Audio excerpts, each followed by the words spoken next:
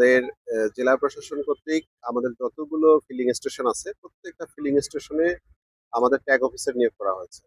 Tag officer নিয়োগ করার কারণ হলো আমাদের পর্যাপ্ত মজুত থাকা সত্ত্বেও মানুষের মধ্যে একটা বিরাজ করছে যে তারা তেলের সংকট তৈরি হতে পারে এই ধারণা থেকে তারা মজুত আহ, করা শুরু করেছে।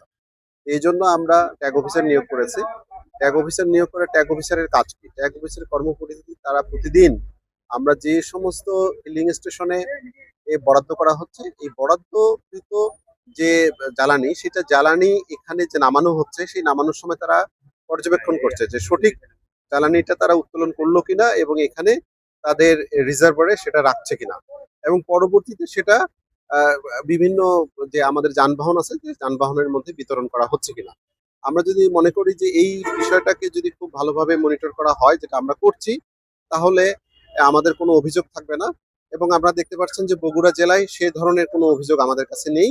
এখানে সবাই সুন্দর মতো তেল পাচ্ছে বা যাদের যেটা প্রয়োজন সেটা পাচ্ছে।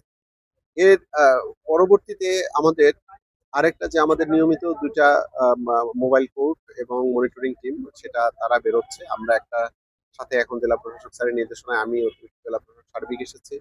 এরপরে আমরা চলে যাওয়ার পরে আরো পরবর্তীতে আরেকটা টিম বেরোবে সার্বক্ষণিক মনিটরিং এর মধ্যে আছে। একটা অভিযোগ আমাদের কাছে বরাবরই আসতেছে যে আমাদের যারা মোটরসাইকেল বা মোটর বাইক যারা চালান তো তারা নিয়ম পরিপালন করেই তেল নিচ্ছেন কিন্তু তারা এই তেলটা নিয়ে যেয়ে আবার এটা মজুত করে আবার পরবর্তীতে আবার আসতেছেন।